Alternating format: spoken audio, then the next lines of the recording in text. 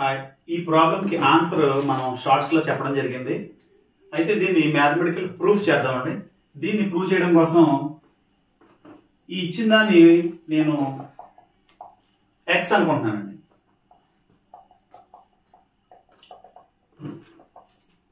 ఇచ్చిన దాన్ని find out చేయాలి, దాని ఆన్సర్ తెలియదు మనకి, ఎక్స్ అనుకున్నాను.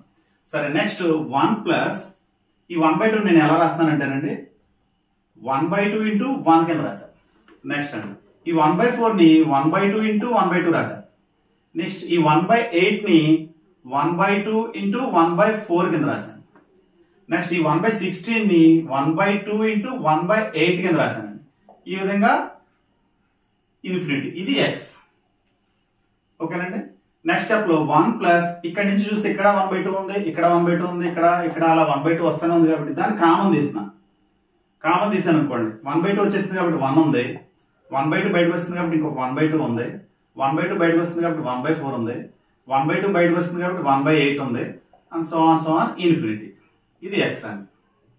మనం దీన్ని 1 అనుకున్నట్లయితే ఫ్రమ్ 1 వి గెట్, ఇది చూడండి 1 ఏంటి, ఇది 1 ప్లస్ 1/2 1/4 1/8 ఎలా వెళ్తే అది ఎక్స్ అన్నాడు కాబట్టి మనం దీని బదులు ఫ్రమ్ 1 నుంచి మనం ఎలా రాసుకోవచ్చు అంటే దాన్ని కూడా మనం ఎక్స్ అనుకోవచ్చు అండి.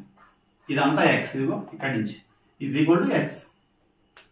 నెక్స్ట్ స్టెప్ లో 1 ప్లస్ ఇది x/2 అయింది చూడండి, ఈజ్ ఈక్వల్ టు ఎక్స్.